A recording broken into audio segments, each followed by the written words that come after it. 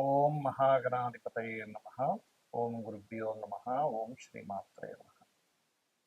మనం ఈరోజు మీరు జన్మించినటువంటి లగ్నం నుంచి మీకు వేటి మూలంగా ధనయోగం వస్తుంది, అదేవిధంగా ఇది మనం చెప్పుకునేటువంటిది జనరల్గా. ఉదాహరణకి మేషంలో పుట్టారు, లేదా వృషభ లగ్నంలో మీరు పుట్టినప్పుడు వృషభ లగ్నం ఉంది, లేదా మిథున లగ్నం ఉంది, కర్కాటక లగ్నం ఉంది. అలా దాన్ని బట్టి సెకండ్ లార్డ్ ఎవరు, ఆ గ్రహం ఎటువంటి ధనయోగాన్ని ఇవ్వడానికి ఎలిజిబుల్ అయింది, సెవెంత్ లార్డ్ ఎవరు, అంటే ధనం ఎందుకు మీరు నిలబడటం లేదు, అదేవిధంగా మీకు జాతక చక్రంలో వ్యాపారం మూలంగా ధనయోగం ఉందా, లేదా ఉద్యోగ రూపంలో ధనయోగం ఉందా, మీ లగ్నానికి ఎటువంటి మహాదశలు వస్తే ధనయోగంగా మారతాయి అనేటువంటి అంశాలని చెప్తుంది నేనైనప్పటికీ కూడా చెప్పేస్తున్న సాక్షాత్ లలిత అమ్మవారిగా భావిస్తూ ఒక్కొక్క లగ్నం గురించి తెలుసుకుందాము. అదేవిధంగా అసలు వ్యాపార యోగం కనుక ఉన్నట్లయితే ఏ గ్రహం ఏ గ్రహంతో కలిస్తే ఎటువంటి వ్యాపారాల్లోకి వెళ్తారు, ఎటువంటి సమయాల్లో వ్యాపారాల జోలికి వెళ్ళకూడదు, ఎటువంటి సమయాల్లో వ్యాపారాలకు వెళ్తే బాగుంటుంది అనేటువంటి విషయాలు కూడా నేను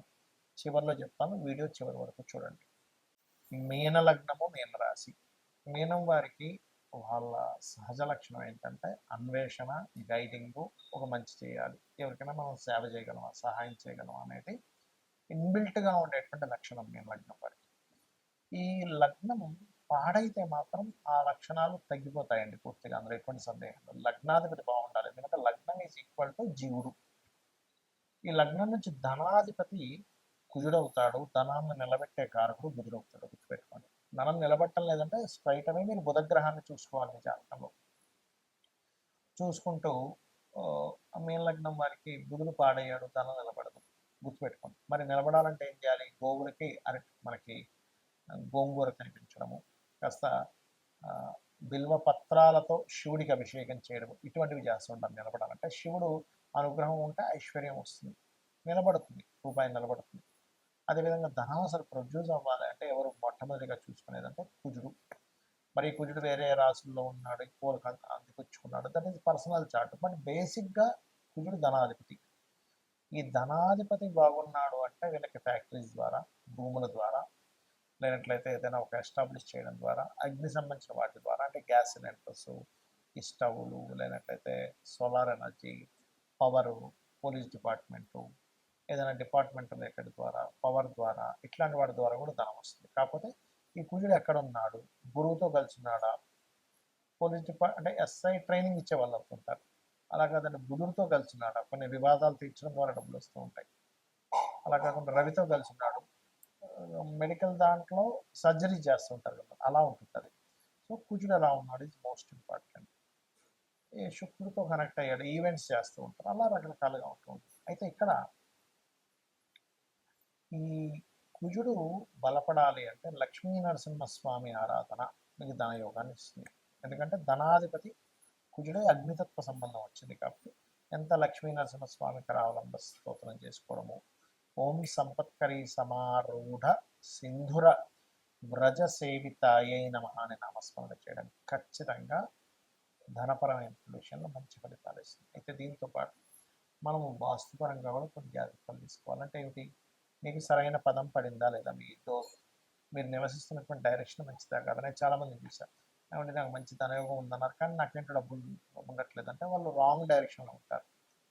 అదొకటే కాకుండా ఉత్తరే నిధి సంస్థ అని చెప్పారు శాస్త్రంలో, కాబట్టి ఉత్తరం వైపు నిధులు అంటే ఓన్లీ మనీ పెట్టుకోమని చెప్పారు, జ్యువెలరీ మనీ లాంటిది పెట్టుకోవచ్చు. అలాంటప్పుడు మనం తెలియక అక్కడ స్టోర్ రూమ్ పెట్టుకోమని ఎక్కువ బరువులు పెట్టడం లాంటివి చేస్తుంటారు, అది చాలా పెద్ద దోషం.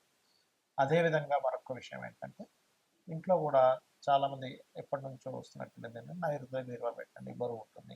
కానీ నైరుతిలో బీరువా పెట్టమని అక్కడ చెప్పలే, శాస్త్రంలో బరువులు పెట్టమని చెప్పారు. అది కూడా నైరుత్యత శస్త్రగారు అని చెప్పారు. అంటే ఏమిటి, మీ యొక్క పనిముట్లు పెట్టుకోండి, శస్త్రాలు పెట్టుకోండి, మీరు ఏదైతే వర్క్ చేస్తారో ఆ వర్క్కి సంబంధించి పెట్టుకోండి అని చెప్పారు. సాఫ్ట్వేర్ కంపెనీలో చేసే వ్యక్తి అయితే తన ల్యాప్టాప్ పెట్టుకుంటాడు, లేదా ఒక డాక్టర్ అయితే తన స్కోప్ పెట్టుకోవచ్చు, ఒక రైతు అయితే తన నాగలు పెట్టుకోవచ్చు. కానీ ఇక్కడ ఏంటంటే నేను అనేది ప్రధానంగా ఇక్కడ మీరు నైరుత్యలో చాలామంది బరువులు పెట్టాలని బీరువా పెడుతున్నారు, కానీ ఒక్కొక్కసారి అది టిల్ట్ అయి దక్షిణ నైరుతి అయిందంటే డబ్బు అసలు నిలబడదు. ఎందుకంటే వేస్టేజ్ జోన్లో బీరువా పెట్టారు కాబట్టి పొరపాటును కూడా పని చేయకుండా మీ యొక్క బెడ్రూమ్లో వాయువ్యం మూల మీ బీరువా లేదా ధనం పెట్టే లాకర్ ఒకటి పెట్టండి. ఆ వాయువ్యం కూడా పెట్టేటప్పుడు చెక్ చేసుకోండి. ఒక్కోసారి డిప్రెషన్ జోన్ ఏమైనా అయిందా, ఎక్కువ 360 అంటే నార్త్ వైపు మీరు ఇలా పెట్టి చూసారు మీ ఫోన్లో, అది 340 అట్లా చూపిస్తుంది అంటే ఖచ్చితంగా 340 350 చూపిస్తుంది అంటే మీ నైరుతి నైరుతిగా లేదు, దక్షిణ నైరుతిగా మారింది. అలా కాదండి, నేను కంపాస్ పెడితే 10-20 30 అలా చూపిస్తుంది అంటే నైరుతి ఇంకా చక్కగా బెనిఫిట్ జోన్లోకి వెళ్ళిందని అర్థం. ఆ రకంగా మీరు ధనాన్ని స్టోర్ చేసుకొని ఖచ్చితంగా ధనయోగం అనేటువంటిది పెరుగుతుంది. ఇక్కడ మనకి ధనం అనేటువంటిది వ్యాపార రూపంలో వస్తుందా, ఉద్యోగ రూపంలో వస్తుందా అనేటువంటి విషయం జ్యోతిష్శాస్త్రంలో చాలా స్పష్టంగా ఉంటుంది. అది ఎలా తెలుసుకోవాలి అంటే స్వేచ్ఛాయోగము అని ఉంటుంది. అంటే శని కేతువులు కలిసి ఉంటే దాన్ని స్వేచ్ఛాయోగము.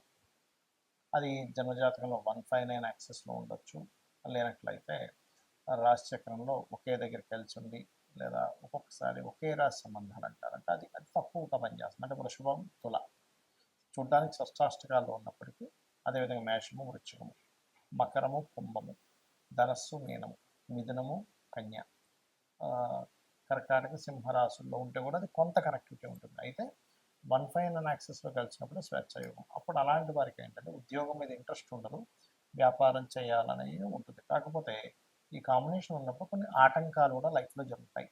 దీన్ని ఫస్ట్ మీరు బ్రేక్ చేయాలి. ఏ ఉద్యోగంలో అయినా వ్యాపారంలో అయినా కలిసి రావాలంటే ఏం చేయాలి? దానికంటే వెంకటేశ్వర స్వామి ఆరాధన చేయడం కంటే మరొకటి లేదు. లేదండి గణపతి ఆరాధన చేస్తాం, చేయండి, తప్పేం కాదు. ఇది మెయిన్. రెండవది ఏంటంటే మీ పర్సనల్ చార్ట్లో అసలు వ్యాపార యోగం ఉంటే లేదా ఉద్యోగ యోగం ఉంటే ఎలా ఉందో తెలుసుకోండి. ఉద్యోగ యోగం ఉంది, వ్యాపార యోగం లేదు. అలాంటప్పుడు కొంతమందికి ఉద్యోగం ఇక్కడ ఉండి మీరు పుట్టిన ప్రదేశము, మీరు పెరిగిన ప్రదేశము, మీరు చదువుకున్న ప్రదేశాల్లో రాదు. ఒక్కోసారి ఎందుకు రాదు అంటే వారికి 2-12 అది కొన్ని యోగాల్లో అది మంచి యోగం కాదని చెప్పారు. కానీ ఇప్పుడున్నటువంటి సమాజంలో అందరూ విదేశాలకు సంపాదించుకునేటువంటి రోజులు మనకు నడుస్తున్నాయి కాబట్టి సర్వసాధారణంగా 2-12 అంటే విదేశీ ధనయోగంగా మారింది. కాబట్టి 2-12 కాంబినేషన్ ఉన్నట్టు 2వ అధిపతి కలిసి ఆ పోర్ట్ఫోలియోలు కనుక బలంగా ఉండి ధనయోగం బలంగా ఉంటే వీళ్ళు విదేశాలకు వెళ్ళడం ద్వారా సెటిల్ అవుతారు, కానీ దగ్గరగా సెటిల్ అవుతారు. ఎందుకంటే విదేశాలకు వెళ్ళేంత స్తోమత లేదు, మరి ఎలాగా అనుకునేటువంటి వారు ఉన్న స్టేట్ మారడం, ఉన్న ప్రదేశం మారితే అప్పుడు మీకు బాగుంటుంది. అదేవిధంగా 9-10 కాంబినేషన్ ఉంది, టీచింగ్ జాబ్స్లోకి వెళ్ళడం. అలా మీకు ఎప్పుడైనా సరే ఒక ఏజ్లోనే అంటే ఒక 9th 10th ఈ ఏజ్లో ఉన్నప్పుడు, ఇంకా చిన్నప్పుడే కూడా మీరు కనుక జాతకం చూసుకొని జనరల్గా జ్ఞానాన్ని పెంచుకోవడానికి చదువుకునే చదువులు వేరు, మీరు ఫలానా ప్రొఫెషన్ తీసుకుంటాను అన్నప్పుడు దానిలో ధనయోగం ఉందా లేదా అన్నప్పుడు మీ ధనాధిపతి ఏ ప్రొఫెషన్ కనెక్ట్ అయి ఉన్నాడో తెలుసుకోవాలి. అప్పుడు మీకు ఉదాహరణకి కుజుడితో సంబంధాలు కలిగి ఉన్నాడు, అప్పుడు IPS IAS మన ఏదైతే మనకి చూడండి పోలీస్ డిపార్ట్మెంట్ ఇట్లాంటి వాటిల్లోకి వెళ్తే మీకు కెరియర్ అనేది బాగుంటుంది. లేదా దశమాధిపతి ఎలా ఉన్నాడు, లేదా D10 చార్ట్, దశాంశ చక్రము అంటారు.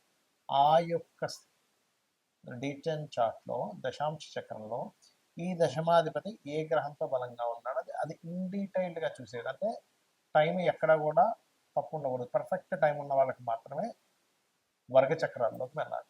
ఈ రకంగా చూసుకోవాలి. అంటే మొట్టమొదటిగా మీకు ఇక్కడ ఉందా, విదేశాల్లో ఉందా, లేదా ఉన్న ఊరు మారితే ఉందా.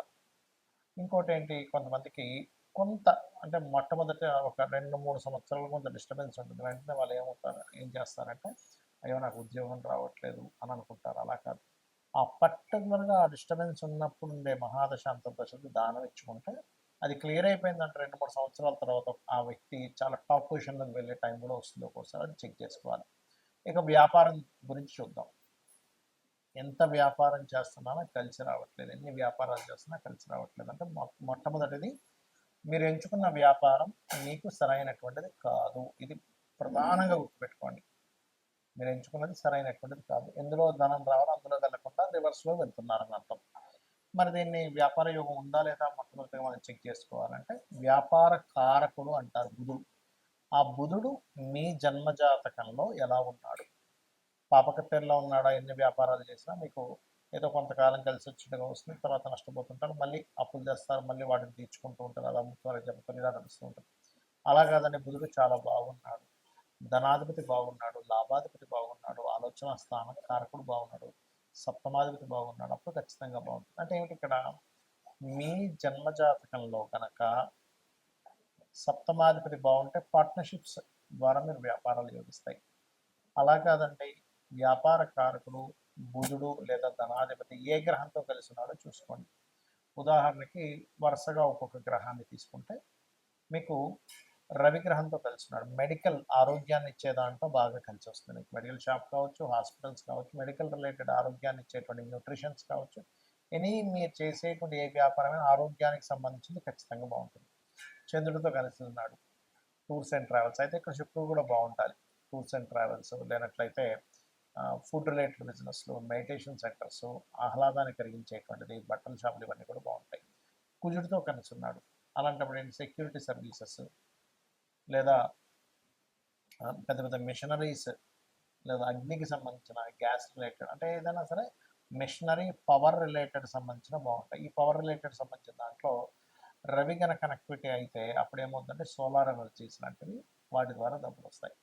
మరి బుధుడే అయ్యాడండి మీడియేటింగ్, మార్కెటింగ్, డిజిటల్ మార్కెటింగ్, అడ్వర్టైజ్మెంట్లు, ఇట్లాంటి వాటి ద్వారా వస్తుంది. గురువు కనెక్ట్ అయ్యాడు, teaching related, guiding related, consultancy related, వీళ్ళతో ధనాధిపతి, లాభాధిపతి, సప్తమాధిపతి, అంటే ఈ కలయికలు ఎంత బలంగా ఉన్నాయి.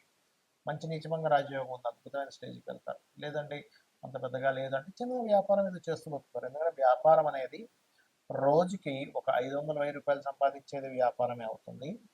రోజుకి కొన్ని వందల కోట్లు టర్న్ ఓవర్ చేసేటువంటిది కూడా వ్యాపారమే అవుతుంది. అయితే వీళ్ళ యొక్క వ్యాపారం యొక్క బలం ఎంత ఉంది అనేది మహాదశ, అక్కడ ఉండేటువంటి గ్రహాల యొక్క కలయిక, అక్కడ ఉండే పట్టినటువంటి యోగాన్ని బట్టి డిసైడ్ అవుతుంది.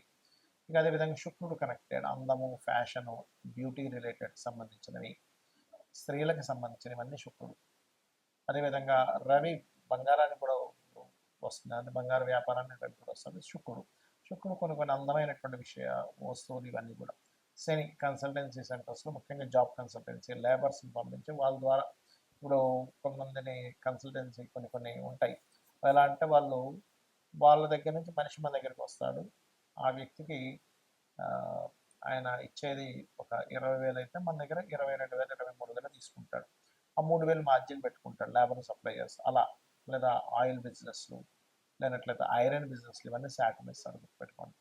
ఆ రకంగా రాహు కేతు అయితే, రాహుకేతు ముఖ్యంగా రాహు సాఫ్ట్వేర్ రిలేటెడ్, కేతు ఆధ్యాత్మిక సంబంధించినటువంటి, అదేవిధంగా కెమికల్ రిలేటెడ్, ఇట్లాంటి వ్యాపారాలు. ఇక్కడ ఏంటంటే ఒకటి, మన జన్మజాతకంలో ఏ యోగం ఉందో తెలుసుకొని వెళ్ళడం ఒక ఎత్తు. అసలు ఏ యోగాలు లేవండి, చాలా ప్రాబ్లమాటిక్గా ఉందన్నప్పుడు అమ్మవారిని నమ్ముకుంటూ అమ్మవారి ఆరాధన చేసుకుంటూ ముందుకు వెళ్ళడం. జాబ్ రావట్లేదు, ఓం మాణిక్యముకటాకార జానుద్వై విరాజితాయే నమః, లేదా ఓం శ్రీమాత శ్రీ మహారాజ్ని శ్రీమత్ సింహాసనేశ్వరి నమః, ఈ 2 నామాలు ఏది చేసుకున్నా మీకు జాబ్ అనేటువంటిది వస్తుంది. అయితే భక్తి శ్రద్ధలతో నమ్మకంగా చేసుకోవాలి. వ్యాపారంలో రాణించలేకపోతున్నాము, ఓం ఇంద్రగోప పరిక్షిప్త స్మరతోనాభజంగికాయే నమః అనే నామస్మరణ ఖచ్చితంగా మీకు వ్యాపార అభివృద్ధిని ఇస్తుంది. శ్రీమాత్రే నమః.